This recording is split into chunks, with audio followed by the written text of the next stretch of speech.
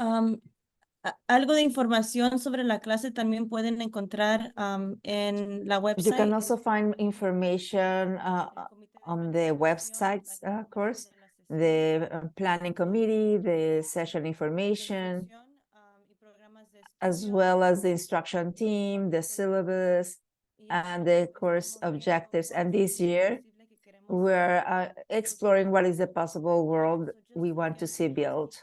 You'll find on the website and here listed just some course information, the planning committee information, who's all involved, session information, instruction team, syllabus, and course objectives. Next slide.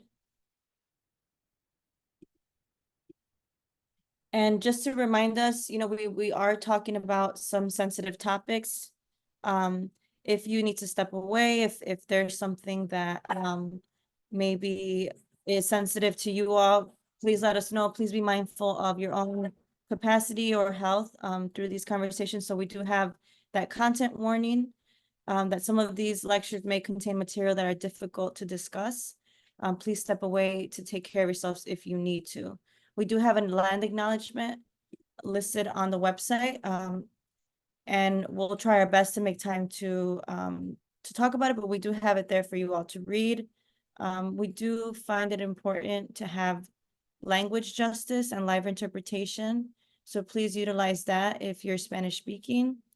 And we have Zoom controls, so we'll please make sure that you're off mute, that you're moderating your conversation as respectful, that you're participating in the chat if you feel inclined, and making sure that this is a safe space for all of us. Next slide.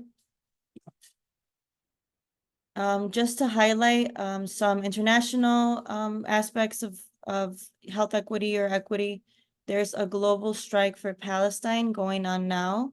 Since January 21st to January 28th, it's Global Strike Week.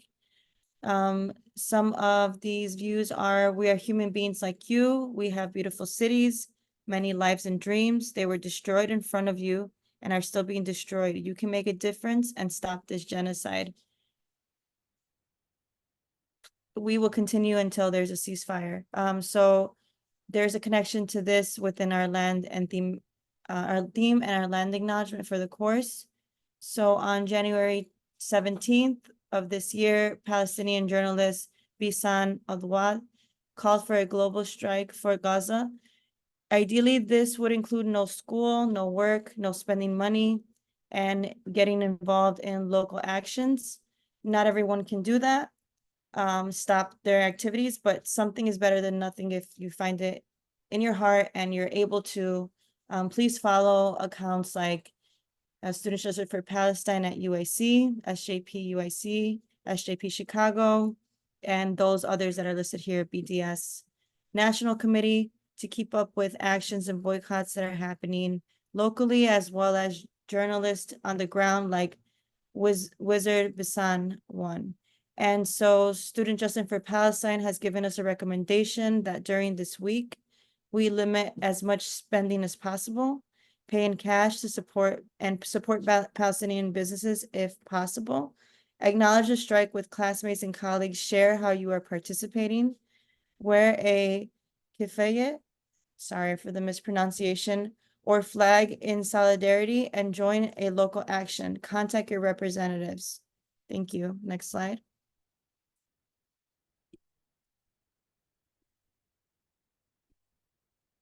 So I have the great pleasure of introducing Dr. David Stovall.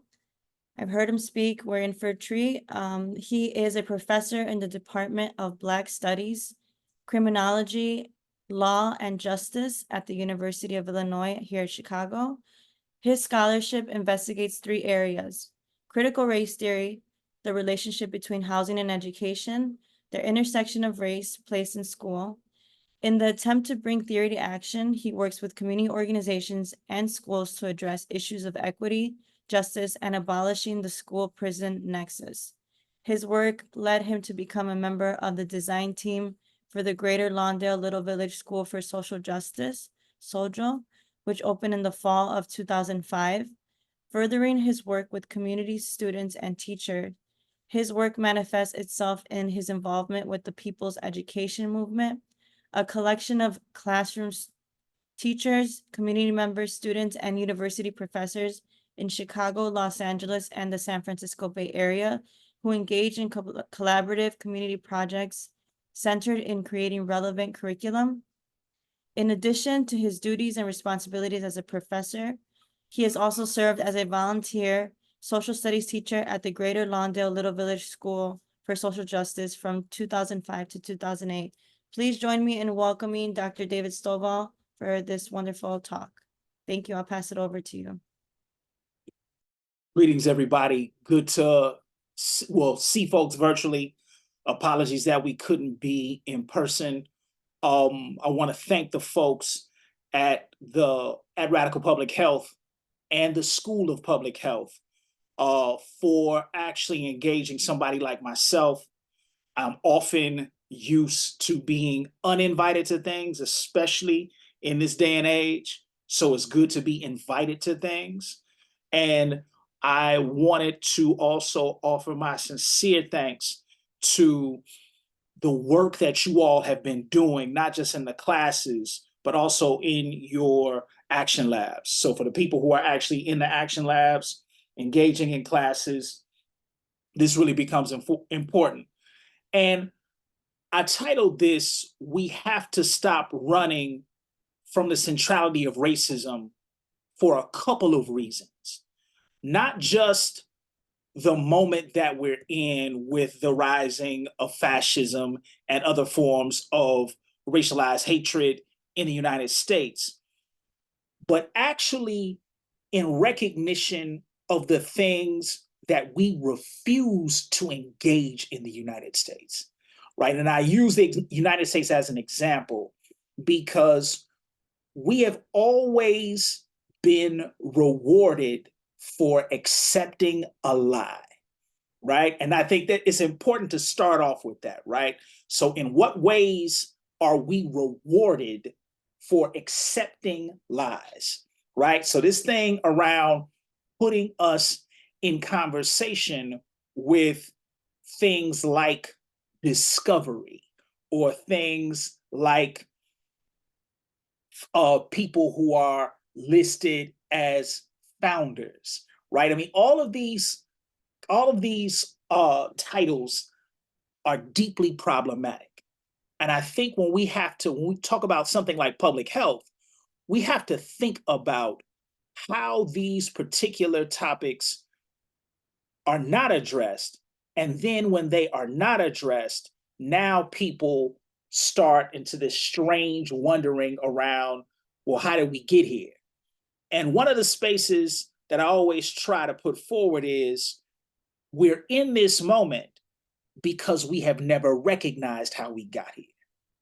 And because we've never recognized how we got here, now the problems that we have continue to persist. Now, I want to start with a conversation that you all have been having around health equity practices, right? And there are a couple of words there that I think are important to look at, right? So when you talk about equity, we are not talking about equality. It is not everybody gets the same thing. Equity says people get different things because they need different things. And this is always the point that is missed, right?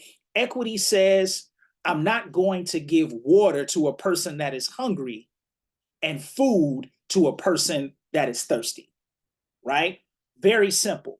The piece is to say, what is it that people need? And now, what practices will we use to get folks what they need? And a lot of times we have these conversations. We're in a moment where diversity, equity, and inclusion is being attacked. And now we haven't been forthright enough to say what it is that we mean, oftentimes because we're trying to protect it, right? And I think this moment, when we're seeing these attacks, are the moments to speak up. I really appreciate folks mentioning Palestine and the troubles that have been happening in Gaza. The mistake that we often make is in our discussions is that we act like things were good on October 6th. And that's the problem, because things were not good on October 6th. We get the events of October 7th, but we forget October 6th. And I think when we put October 6th into context, now we have to have a different discussion. We have to include things like apartheid. We have to include things like hyper segregation. We have to include a conversation of colonization. We have to include a conversation of white supremacy, right? So now when we start to include these things, the meter and the work we do become different, right? So now let's shift that to praxis. And I appreciate you all really picking this as a topic, because a lot of times, and I'll say this and I'll blame my profession of academics, we use these big funky words and we never say what the hell they mean, right? So I think I really appreciate you all putting this into the fold. So praxis is action and reflection in the world in order to change conditions, right? So if we're talking about a praxis, we're talking about what are the things that we do actively to change conditions, right? And we live in a moment where there are great efforts to deny everything, right? And there are great efforts to deny a critical perspective, right? And I think when we talk about what it means to exist in these particular spaces, now we have to ask a different set of questions. And for you all in the health professions, I'll use this example of a report that just came out yesterday. People are now talking about less people dying of cancer, but people actually getting it younger. So now we now have to think about that. What does that mean? Who are we talking about? What types of conditions are existing when young people are getting it at younger ages? And what public health alerts people to understand is that now we have to rethink what is actually heightening stress levels that can activate certain forms of cancer. So now we're asking a different set of questions. It's not just the data by itself, but it's literally saying, what is it that we are seeing? Who is being affected? And now how do we work with others to change those particular conditions? Because it's not just screening, right? It's not just cancer screening, which is never bad. But now we're talking about what are the conditions that people are facing, right? So now if you think about the work of folks, and you all have probably read it in this class, of folks like David Ansel, right? Who wrote a book called The Death Gap. And in The Death Gap, he's talking about a certain form of breast cancer that folks were finding in Black women. Now, the medical community wanted to pathologize it and say that it was specific to Black women. And Ansel shifted that analysis and said, wait, if we ask a different set of questions, we can now locate this aggressive form of cancer in relationship to something else, not just these women being Black, but these women experiencing a particular level of stress that now made the cancer more aggressive. So now the question becomes, under what conditions are people experiencing those stressors? And now, as they experience those stressors, what do we actively do, the action and reflection in the world, to shift that reality? So now we know that one of the stressors is housing, right? We just got a report 2 days ago that over half of renters in the United States are spending over half their income for rent. Right? So let's put that in context. If people are spending half their income on rent, what else is left? And now, when you don't have access, how does that now increase? And I appreciate, Janice, you put that in the chat, this thing around allostatic load, right? So now how do you take into account if half of your earnings are going to one thing, then you're probably pretty stressed out about everything else, right? That now over time, longitudinally, can activate certain illnesses. So now we have to think about this, and I appreciate you all's work because you all think about this practically. Another thing that you all have the longitudinal data to refute people who say this is not a problem of racism, or this is not a problem of white supremacy, right? And before I go on, let me be clear around white supremacy, right? So when I say white supremacy, I'm talking about the assumed beliefs, views, and values of white, Western European descended, able-bodied, cisgender, heterosexual, Christian males as normal, right, and good. Everything else has been othered. Everything else has been made strange. Everything else is not referenced to be the norm. And medical research has been horrible around this because when they do trials, it's still primarily white people, right? So now we have to think about if this has been happening since the age of medical trials, and then when they do trials on people of color, they are often extractive, exploitive, and dangerous. Now we have to think about what is the rationale that is placed on people's bodies without any understanding or very little understanding about who they are or the conditions under which they live.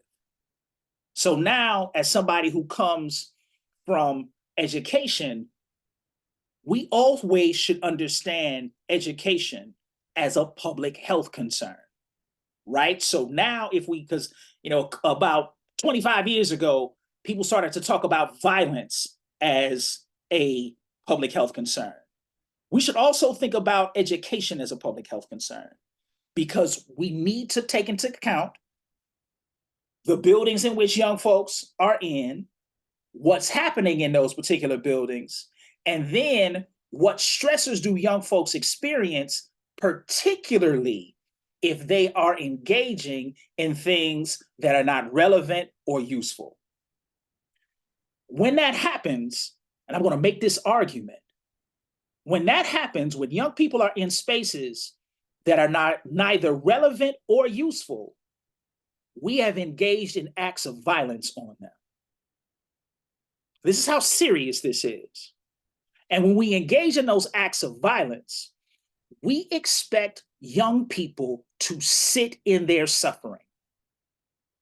And I'm seeing a group of young folks who are saying, that's just not what we're going to do, right? Not only are we not going to do that, we're going to actively refute what folks are saying in this space. So these young folks are saying, you all are saying school is good, but everything in this place is reflective of me not being understood as worthy, right? Let me bring that right here to Chicago.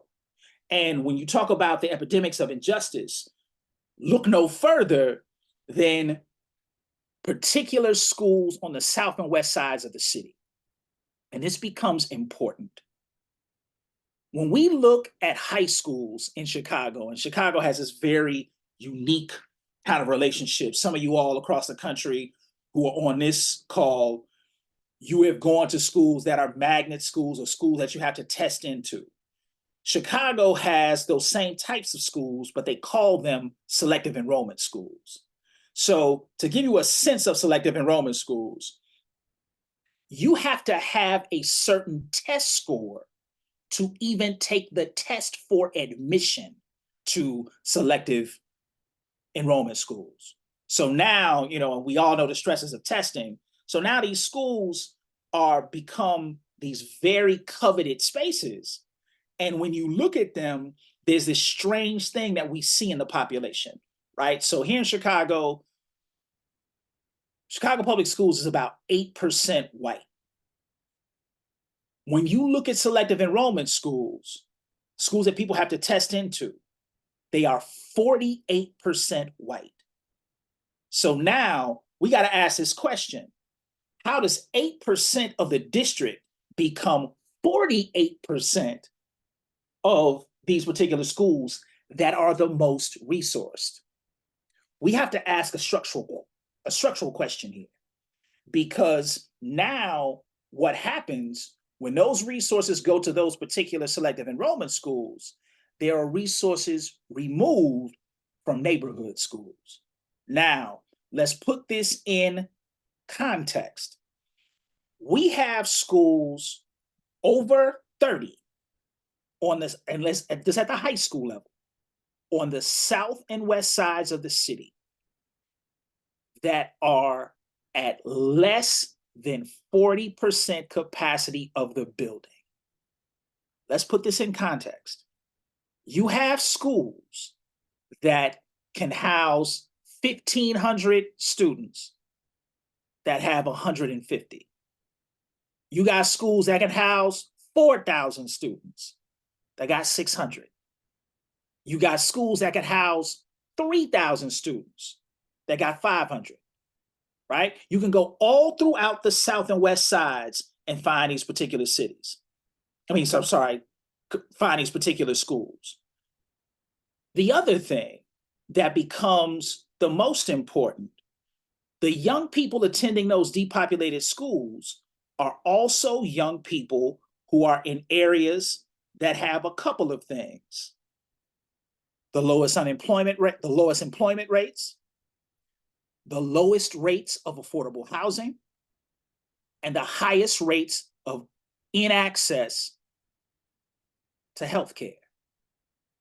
So now we have to think about this, because a lot of the rhetoric today would blame the people in those conditions. But when we have a structural analysis, it allows us to say, no, there's a structural problem here. There is an issue that is affecting these particular folks, that a city has made a determination on who is valuable and who is disposable. So when you talk about health equity praxis, you now have to think about who has been framed as valuable and who has been framed as disposable. More importantly, you now have to look at the rationales for that disposability and for that value. And now, when we start to think about those lines racially, economically, historically, people still want to push us away from racism. Racism isn't the issue. And when we don't account for race, we are not actually able to assess the issue holistically. And I appreciate talking to folks in the medical profession, because some of you all have moved to holistic accounts of medicine, right? Some people refer to it as preventative medicine. So instead of waiting for people to be afflicted with an illness, what can we actually do preventively, right? So what can we do preventatively, right? To say, here is a way for us to now alleviate the issue before it occurs, right? Before it manifests. So now we're asking a very different set of questions, and I implore us to think about those questions, because we live in a land that is founded on white supremacy. Now, very few people will claim it. Some of you all saw Nikki Haley try to do this shift and say that the Civil War wasn't about slavery, right? And you say, well, damn, Nikki, what was it about? Right? I just want to know, right? So put me on real quick, right? So now, when we start to get into this form of denial, we're unable to now begin to understand what structures have extracted resources from folks, right? Look no further than the land appropriation by the US Department of Agriculture in relationship to Black farmers, right? Look at the relationship between what people refer to as heirs property that now gets usurped by large developers, right? Throughout the South and here in the northern part of the United States in large cities, right? Look at the ways, because now people are saying, well, why do we have these high Black mortality rates of mothers, in opposed to saying, well, why does an industry refuse to address their concerns, right? And I always put this in a very simple space. You know, many of you all are familiar with the tennis player Venus Williams. Now, this is a multimillionaire who a doctor wouldn't listen to, and she almost died of a blood clot. And if she wouldn't have switched to a doctor who said, oh, wait, there's a blood clot here, don't move, we need to take care of this thing right now, Venus Williams could no longer be with us, right? If it were not from a doctor who was willing to ask a particular set of questions, right? Now, this is Venus Williams. This is a multimillionaire. Think about the healthcare access that us on this call have access to, right? And then think about who's even denied that.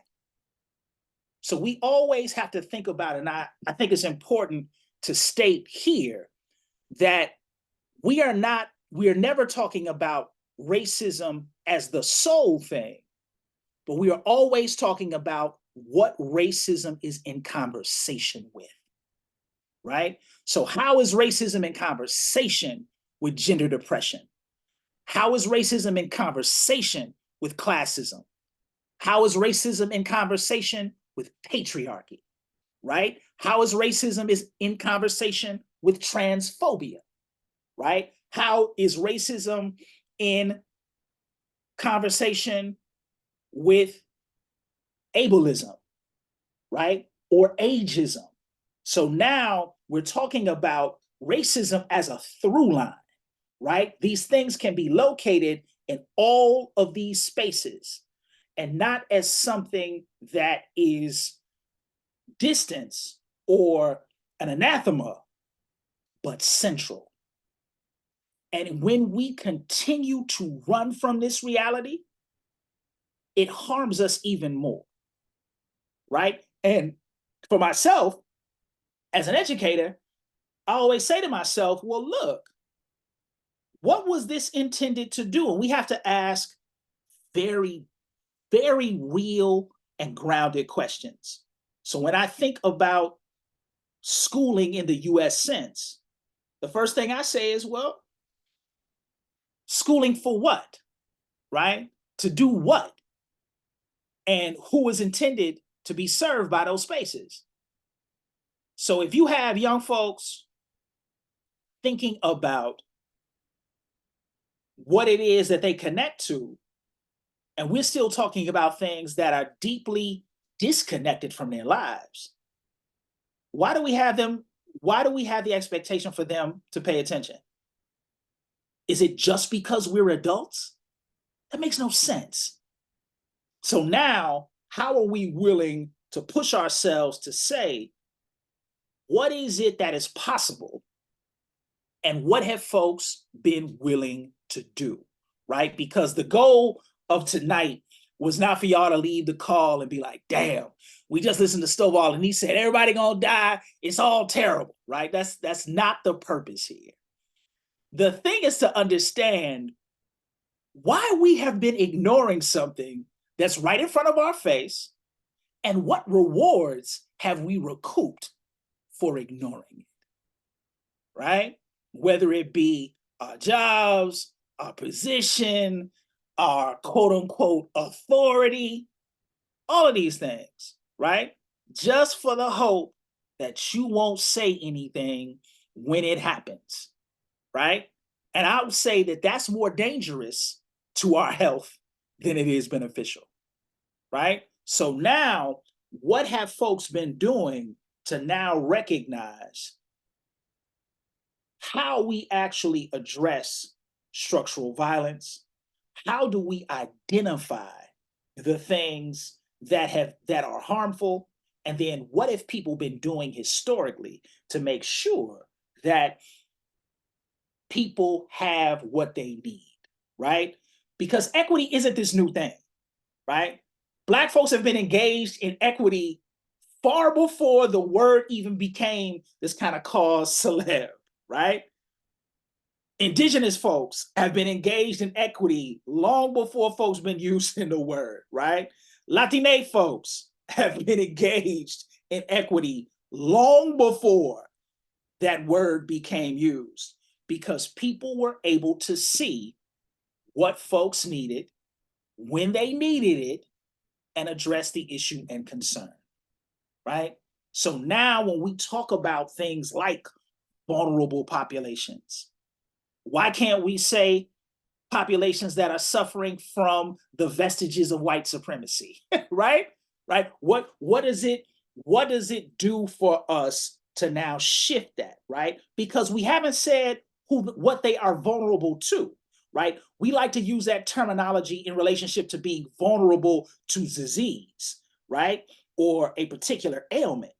But what we're really talking about is being vulnerable to structural racism, right? Being vulnerable to the things that impact you at the daily level that now we rationalize as normal, right, and good, right? Like people paying 50% of what they earn to rent, like people being displaced from their communities, like people being in depopulated schools that have a per student allotment equation for its funding. So the fewer students you have, the less money you get. So now, what does that mean for the resources that you have access to, right? And this becomes important because I think you all over the semester will hear people talk about things that I'm gonna go out on a limb and call them fugitive, right? And I'm gonna call them fugitive because this is when people have made the decision that what the larger society has put forward does not work. And because that thing doesn't work, now people have made a decision to do something else. Many of you all will see in your equity labs, your action labs, people who have been working in communities on the ground just saying, look, this isn't going to work. And because it's not going to work, here's what we're going to do because our community needs it. I've talked about this before, so if anybody on the call has heard me say this, but I think it's important to always lift up their names. And you all may be having a visit with them, but there's a group of healthcare workers who started here in the city, and they refer to themselves as Ujima medics, and Ujima is a Swahili word for collective work and responsibility. Now, one of the projects of Ujima medics was to teach people in Black communities how to treat gunshot wounds when the ambulance doesn't come, right?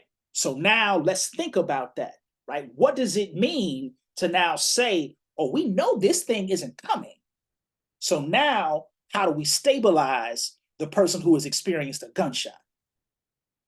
So they went across their communities and were teaching folks how to stabilize folks if they had experienced or suffered a gunshot.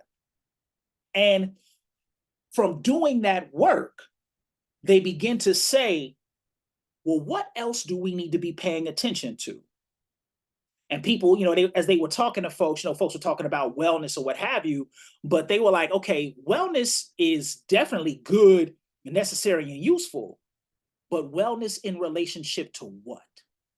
So now they had to start talking to people around what the issues and concerns were. They had to start thinking about, well, what are the stressors that people are experiencing? And what are the practices that we can use to alleviate things like diabetes, hypertension, heart-related concerns, right? Are there practices that we can engage that shift people's understanding of their own health concerns? And more importantly, and I think this is really important in terms of understanding equity and things like mutual aid, the question they were asking was, to what extent can we teach folks how to teach it to others? So it's not just this thing that's dependent on a group of folks coming out doing the workshops, but once the folks who are in the workshops learn how to do it, then their responsibility is to actually go out and do it themselves, right? Or to be able to do it. So now we're talking about a different set of realities because the system wasn't doing what it was supposed to be doing, right? Or I should correct that. It's not that the system wasn't doing what it was supposed to be doing, but the system had declared a particular grouping of people disposable. And I think that's a very important distinction that we need to entertain when we talk about health disparities, right? So we're not talking about, and I know this point to be controversial to folks, but we're not talking about a broken system. We're talking about a system that is doing exactly what it was intended to do under white supremacy. Isolate, marginalize, and deem disposable. Right? Now, I'll admit, that's a tough pill to swallow, but we can't run from it, right? So when I see a school that doesn't have the resources it needs, that has a building that's crumbling, that doesn't have the supplies for the young folks and the teachers in the building, like libraries, I don't think about that as a failing school. I think about that as a school that is doing exactly what it is supposed to do under white supremacy. It is to keep knowledge from folks on how to change their condition. It is to steal from them. So now equity, and again, this might get cut from the recording. So equity really means, what do you do to take back what has been stolen from you? Right? And dare we say that, right? How controversial is that? But I think we have to go there. What has been taken from you, right? Whether it be your access, your rights, knowledge, and now what will you actively do to take it back with the purpose of changing the conditions in your respective community? So now people like Ujima Medics are engaging that. One more organization that I think is really important in reframing our understanding of possibility is an organization called Equity and Transformation. And one of the things, and it's EAT for short, one of the things that happens in EAT that I think is really important is that they have shifted their understandings of economies, right? So usually economics is considered the production and distribution of goods and services. Some folks will go deeper into, say, the control of the means of production to goods and services to be distributed across land and region. Each says, well, there are ways that people have been making money and securing resources to support themselves that often get regulated or canceled by the state, right? So this might be somebody who has an elote cart. And Stephanie, you said you've heard from Rich Wallace, which is good. So this might be somebody who has an elote cart. This might be a bucket boy playing a bucket on the street. This might be a space that's selling snow cones and candy in the springtime and summer to folks in the community. Now, I know I'm talking to public health folks, so some of y'all on the call are probably like, well, that needs to be regulated because of public health concern, and you could spread everything from salmonella to everything else, right? And what Richard Wallace puts forward is you can train folks on how to do things safely. But now we have to understand all the ways that folks have been able to secure resources to be shared amongst people, right? So what does it mean for folks to have a garden where the vegetables are distributed throughout the community? What does it mean for somebody to have a living room kitchen that now folks support that may become a restaurant?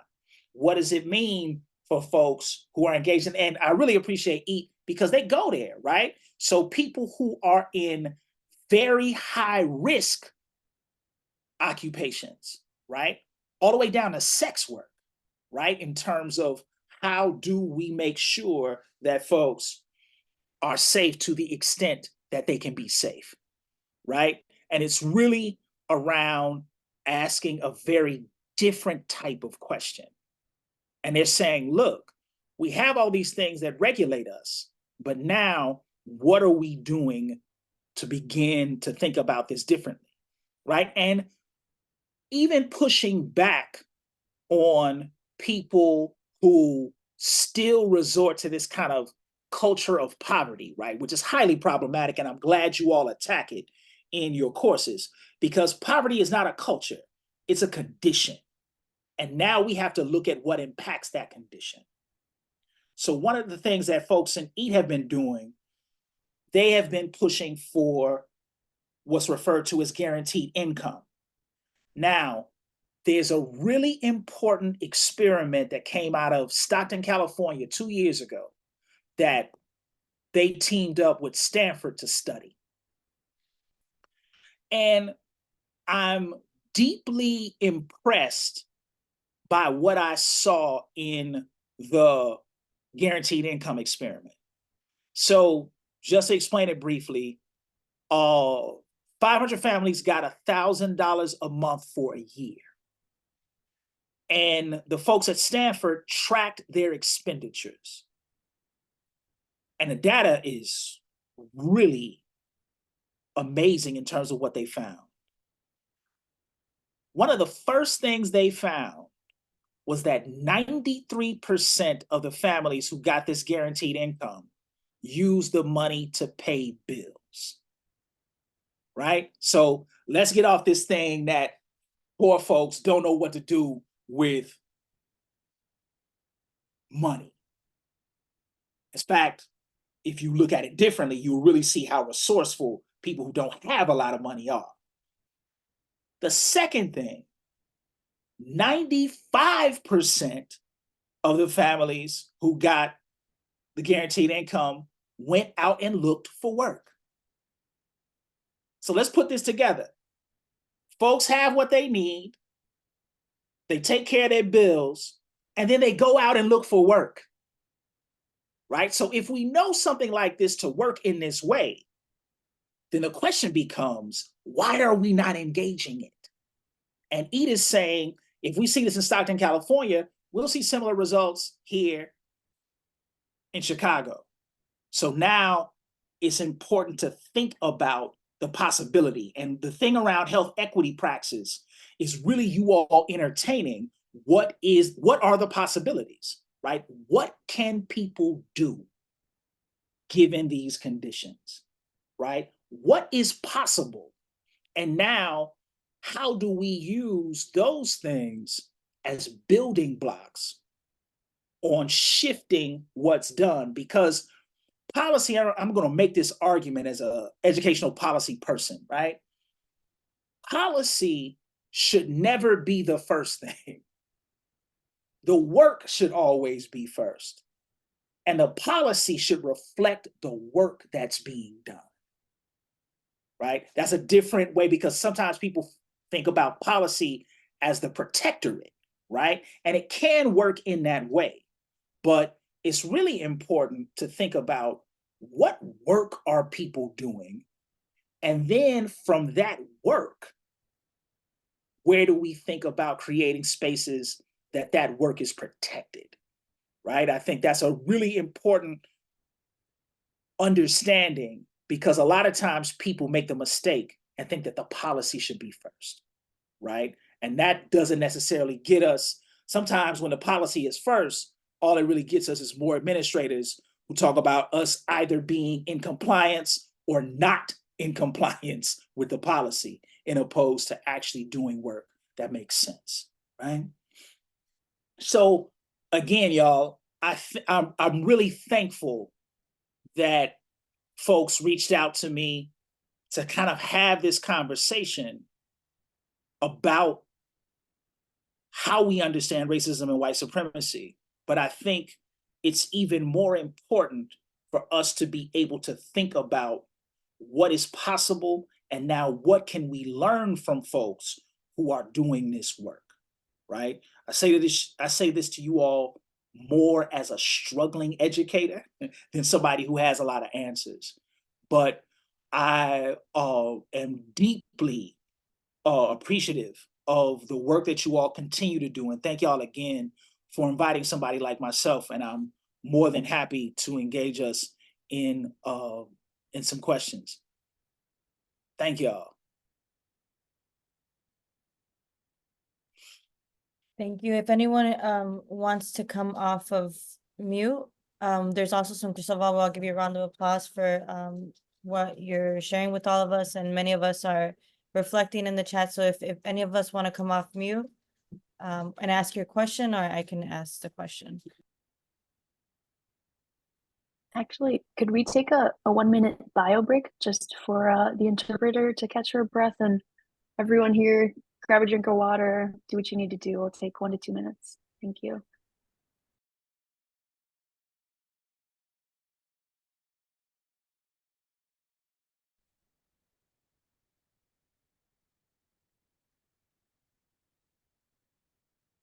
And yo, I got a couple of questions in the chat. We can start with that if that works. Yes, we can. I believe that Howard was about to come off mute, and I see his question first. Howard, do you want to ask your question? Yeah, although I might frame it a little bit differently. As it happens, I'm a person with prostate cancer. I was diagnosed 13 years ago and never been treated because I didn't need to be, even though some greedy urologist wanted to steal my prostate. But prostate cancer has been in the news a lot in the last week, even. Secretary of Defense Austin, a Black man, got into all kinds of trouble about it because he withheld his diagnosis. Martin Luther King Jr.'s youngest son died from prostate cancer this week. And then for Chicago fans, Ryan Sandberg, a white guy, got diagnosed with it. Now, this cancer inordinately impacts Black men. It gets them younger, it gets them harder, they have a higher incidence, they have a higher death rate. So, I'd like to hear your analysis. I mean, this is something that affects all men. I mean, depending on your age, you probably have it and don't even know it. But if you could put it in a sort of the racial analysis machine and analyze it. No, thanks for that question, Howard. And I saw that in the chat earlier. And I think one of the ways to think about it, and it's similar to certain folks and breast cancer, right? So who has access to the genomic testing? Who has access to early detection? Who can, and what you also put in the chat, when we look at the relationship between certain Black communities and the medical profession, now we have to think about all those years of unwarranted experimentation on folks that have led to the demise of many Black folks. I mean, we look at Henrietta Lacks, we look at the Tuskegee syphilis experiment. So and even, where we are here at UIC, where as late as the mid-90s, they were doing experiments on women of color, Puerto Rican women, without consent forms, right? So all of these things now actually add up in terms of people not being able to treat something that is treatable, particularly even more so if it is detected early, right? So again, people who have been deemed valuable now have access. People who have resources now have access. Those who don't now usually don't detect it until it's much later, more advanced, and more deadly, right? So it's this real thing around who has this access, and then couple that with the distrust of the medical community because of years of maltreatment. So I think those things, so it's not, back to the earlier conversation, it's not just one thing, but we also always need to consider the layers of this thing that is affecting people not getting what they need. I want to add another layer of men seeking medical support or having services that are for them. I want to point to Janice Guter. Sorry if I mispronounced your name. I know you have a few questions in your hand up. Please go ahead.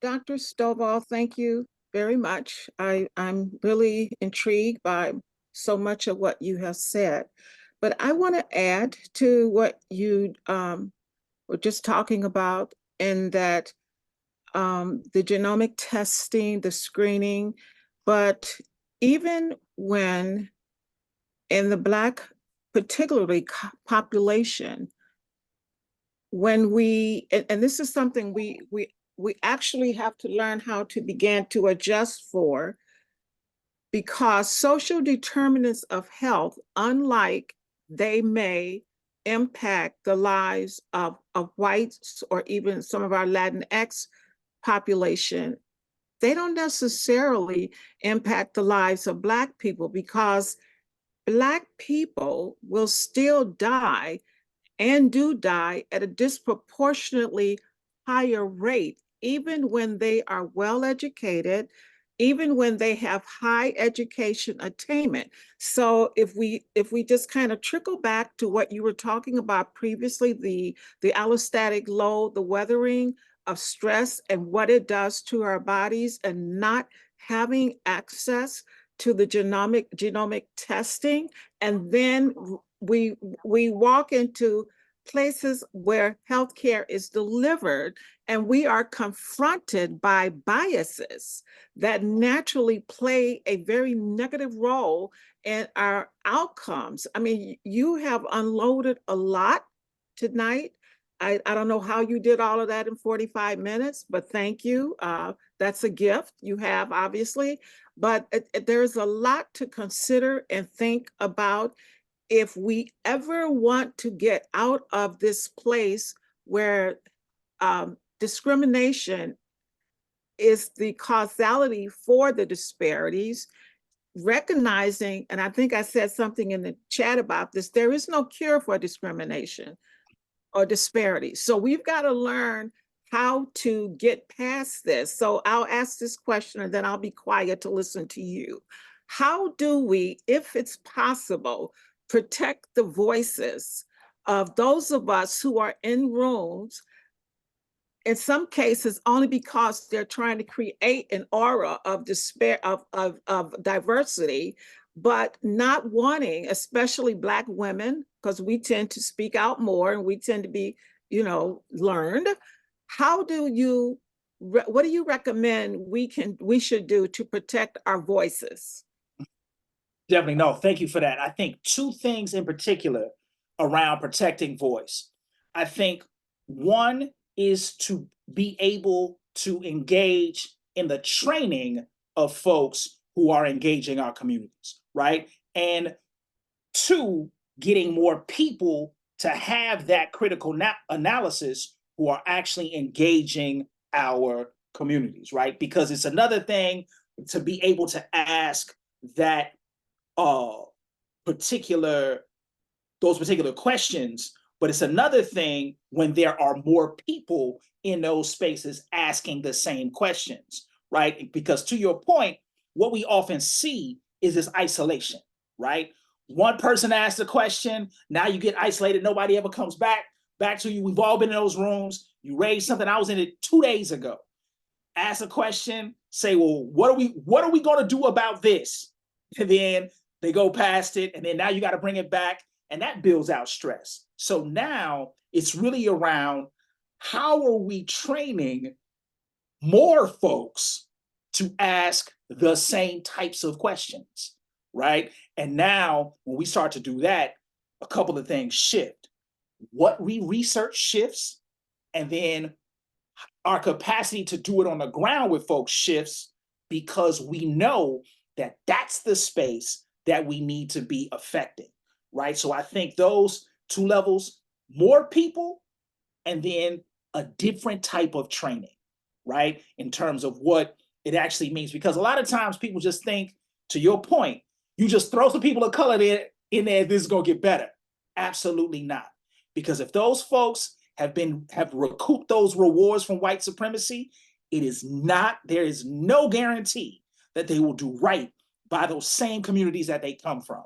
So now we're talking about how do we develop this critical analysis, because we are also doing the work, right? So I think it's always around combining those things, more and different, in terms of really protecting our voice to do the things that we need.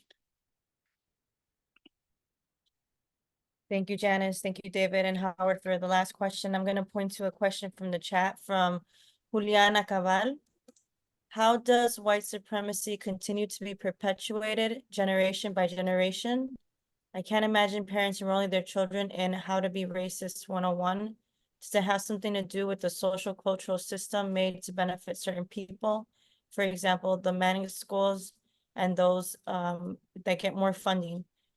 We'll answer that question, then we'll go to Ren Travis after that. Yeah, Julian, thank you so much for this question. There is, and I like to use this example, there is a book called George Washington Built a House. And I would encourage everybody to go look at this book.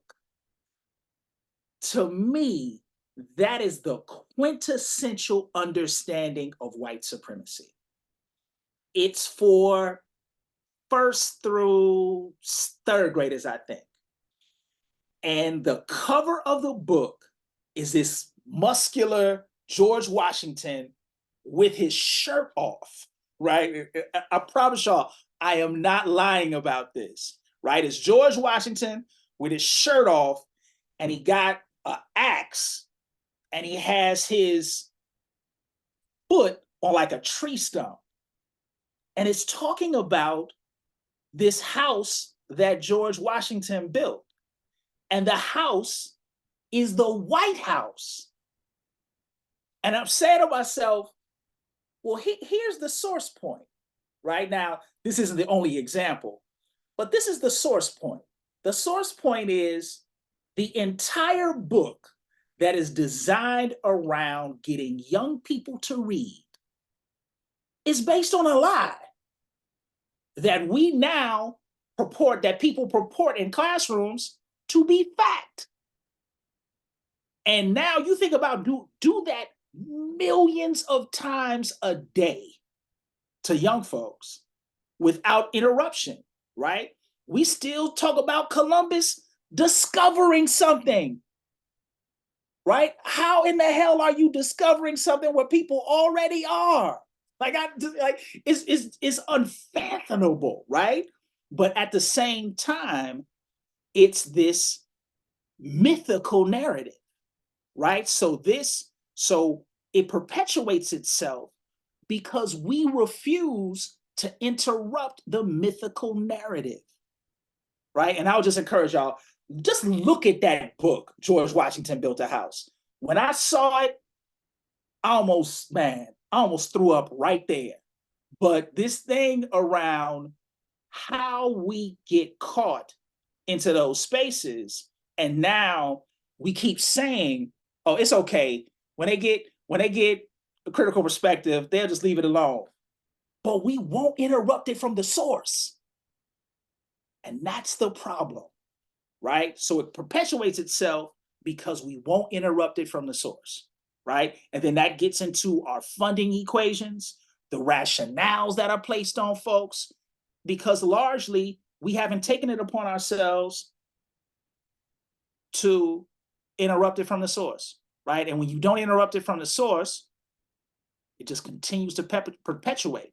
And we agree with it to the point that we say, it's okay, they're little, it'll be different when they get older. Right?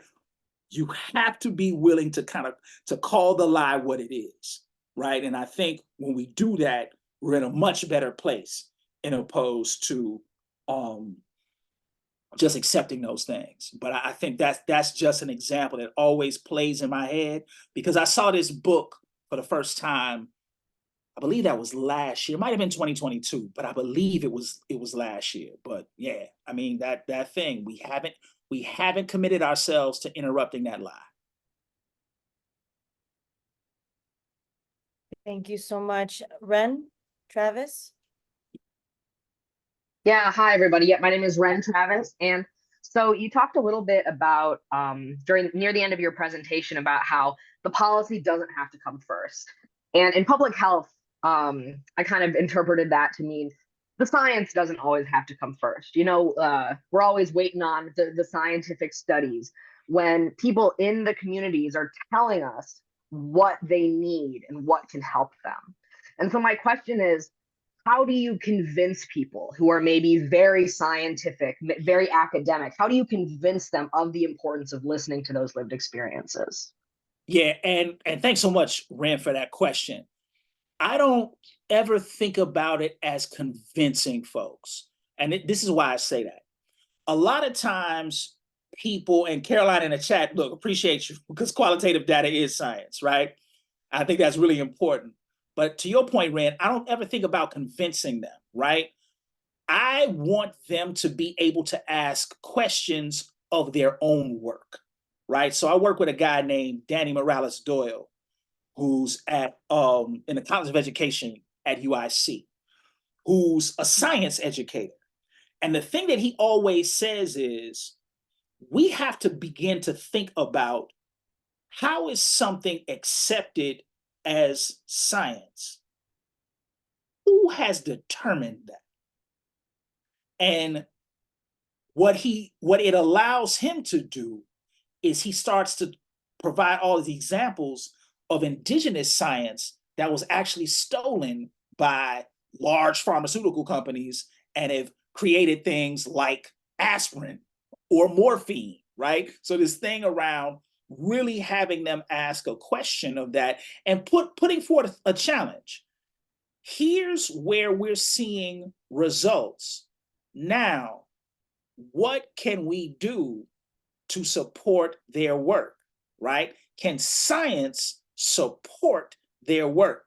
So now it's pushing folks away from this objective notion of science, but saying, No, science is purposeful. It's not here for the sake of research and only the sake of research.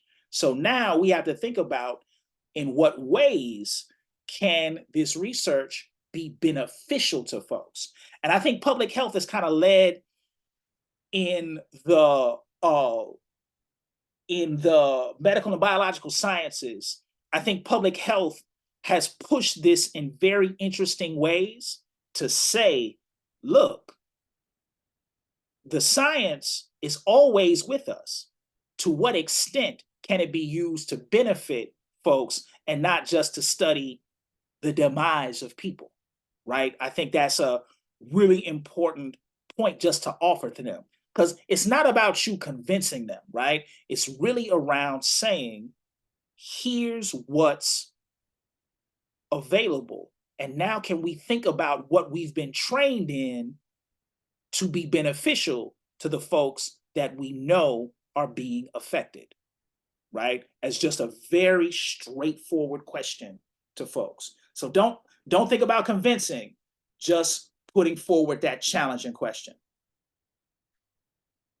Thank you. We're gonna have time for 2 more questions, so I'm gonna take one from the chat and then one from Sociedad Guerrero. So with combined question, Lauren Wythe and Ahana Gupta. Any thoughts or examples you can think of where this is done well? In my experience, even just discussing these issues can hit a wall because of white fragility, guilt, and also the deep individualism, scarcity mindset in this country. We would welcome any thoughts. And then Ahana added a similar question. What are your thoughts on how future and current health professionals can frame discussions on structural violence and its contribution to health inequity so that individual and groups who may deny its existence will understand and acknowledge it? Yeah, definitely. Thank you for this question. There is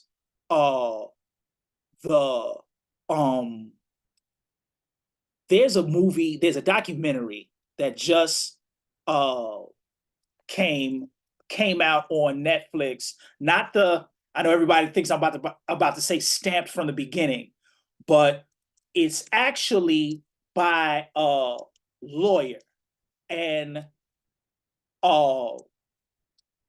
it's really interesting around how he looks at the concept, and it's called Who We Are, A Chronicle of Racism in America, and it's done by a lawyer named Jeffrey Robinson. And I really appreciate his approach to it because he looks at it very succinctly and just says, well, let's just take, for example, what I do, right? So he's an attorney. He says, well, look, let's take the law as an example.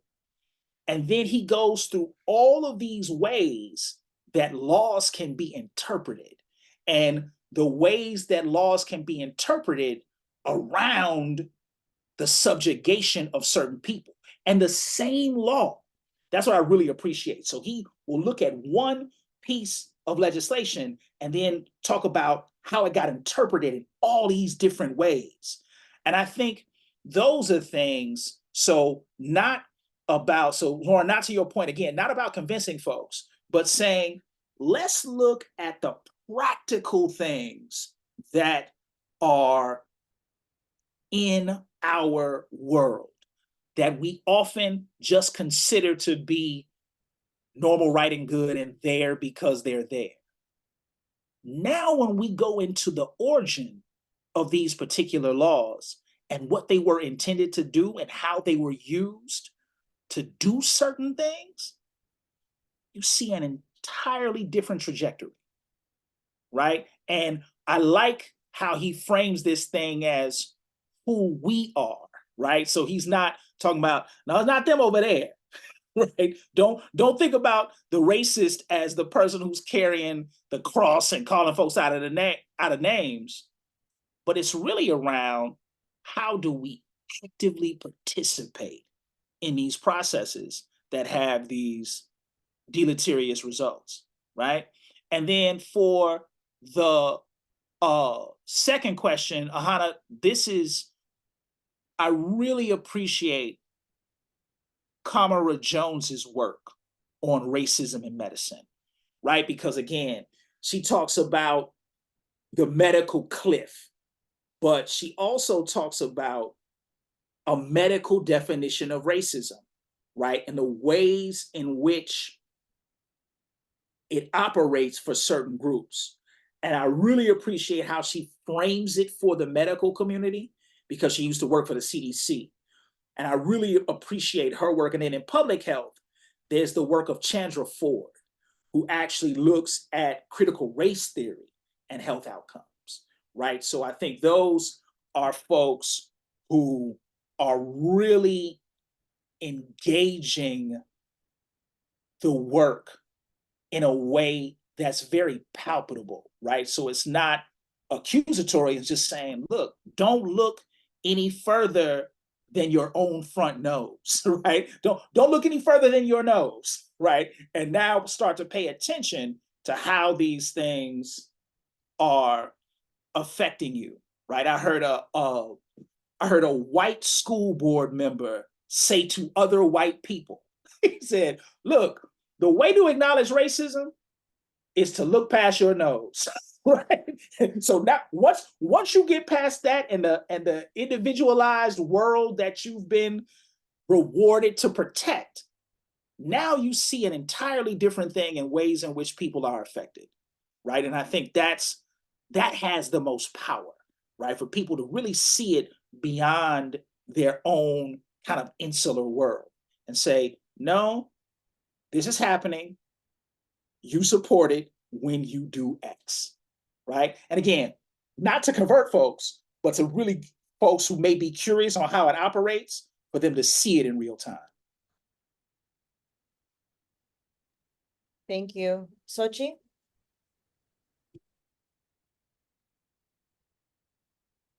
Thank you.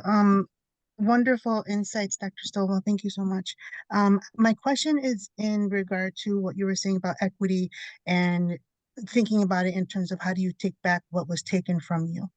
And what comes to mind, there's so many different examples. Like if we're talking about, the current situation going on in Gaza and how long that's been going on, and reparations and predatory lending.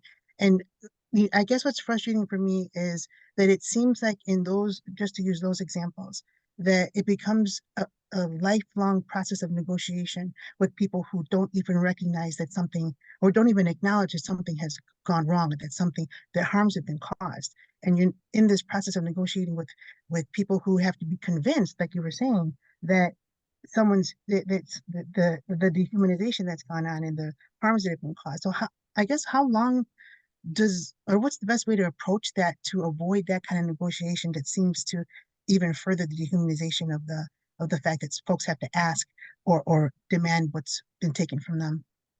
Right. And I think this is where, when we start to look at things like when you have community control of schools, folks who homeschool, and I just use these kind of educational examples, but community control of schools, homeschools, mutual aid spaces where people say, look, we're not reliant on society to give those things back to us. We're going to take them because we need them, right? And we're going to engage in practices that allow us to do it. I had a class this afternoon. I got a class with undergrads. They're primarily freshmen and sophomores here at UIC. And we were talking about, what are the ways that you are intentional around going deep into who you are historically. And now the question that we're asking is, who remains powerful when these things are taken from us? So now, what will we do to reclaim? Because exactly to your point, you can be further dehumanized when you're asking folks for the thing that got stolen from you, right? It's like, no, we're going to actually make this claim to these things, and now we're going to engage them on our terms. And I think that's really important. And you see this in housing with folks who've created cooperatives, who have created land trusts, saying, look, we can now engage these things on our terms, in opposed to asking power for the thing that's ours anyway, right? So I think that's a really important piece around how do we now look internally and make those claims around those things that we have been denied. Thank you, Dr. Stovall. We may have time for one more question if anyone has a burning question that wants to come off mute. Hello, I actually had a question. My name is Nicolette, and I'm a prospective student for UIC, but I currently work in the health field now. My question was, earlier you mentioned that equity is something that was stolen from us. And that we got to figure out ways, in a sense, to get it back and apply it to our communities. What are some ways that we can get it back? Yeah, definitely. Thank you for that question. I think one of the things, and just as a clarifying question, so that practice of equity is the thing that we have often been denied, right? So now when you actually start to look at it differently, one of the ways that I've seen people get it back, or get those things back that were stolen, is by saying, well, what do we do collectively as communities? And I've seen this in school, to say, okay, what do our students need, right? Let's start with that, right? And this now becomes the baseline for what you do in the schoolhouse. Give an example of this. There's a school on the west side of the city called Spencer Elementary, and Spencer teamed up with an organization called Community Organizing and Family Issues. And what Kofi did, they just asked the folks at Spencer, in your assessment, what do folks need? And more importantly, and I really appreciate them for moving in this way, they just didn't ask the principal and the teachers. They asked the young folks, they asked the families, they asked the broader community. So now what they started to create was a place where young folks could go into the schoolhouse earlier to eat. They could get homework, they could get support around homework earlier, so before the school day started. Then they had evening programs for young folks and families, right? So they had open gym, wellness programs, more tutoring for the families. They had somebody in there they actually had somebody who was doing tax prep for free, right? So it's all of these things around shifting our analysis around who counts as the expert, right? And I think this is really important, because we can be over-schooled and undereducated, right? So these schools don't, or schooling, I should say, only gets us so far, right? And education says that we are all learners. And now I trust people enough to articulate their concerns. Because I trust people enough to articulate their concerns will be used as the baseline for the work we engage. So I always think about Spencer Elementary, who really started to do that work as with the school being a center of community, right? A place where folks understood these things, how these things can be done, right? In real time with real folks, right? So not just kind of talking about it theoretically, but really saying, okay, here are examples of possibility. Thank you. Let's all thank Dr. Stovall for that wonderful lecture or discussion, and everyone who participated or was here today. So thank you so much. I just want to remind everybody that this space is open for any of those that want to stay and discuss amongst yourselves. And for the students to now move to the breakout room where we'll be having a little bit further class instruction. But please, I want to remind you that next week we will be having another action lab, I believe. And we will be talking with Sari Bilik from Public Health Awaken, and she's going to be walking us through a power mapping activity. She's the organizing director at the Human Impact Partners, and she's coordinating Public Health Awaken, a national network of public health practitioners organizing for health equity and justice. So please join us for that. I also want us to point us again to the website. We do have a shared dictionary where there's a Google form for you all to add any terms that you learned about today or that you want to continue to talk about to that shared dictionary as we're building it together. So please look out for that. Or next session, you can add them to the chat, right? Like, so some keywords that came from today that we'll be adding to the dictionary are white supremacy, white fragility, acts of violence, epidemics, displacement, poverty as a condition, culture, power. So just some examples, but please add to that shared dictionary so we can keep compiling it and build our community. Thank you, everyone. Thank y'all again.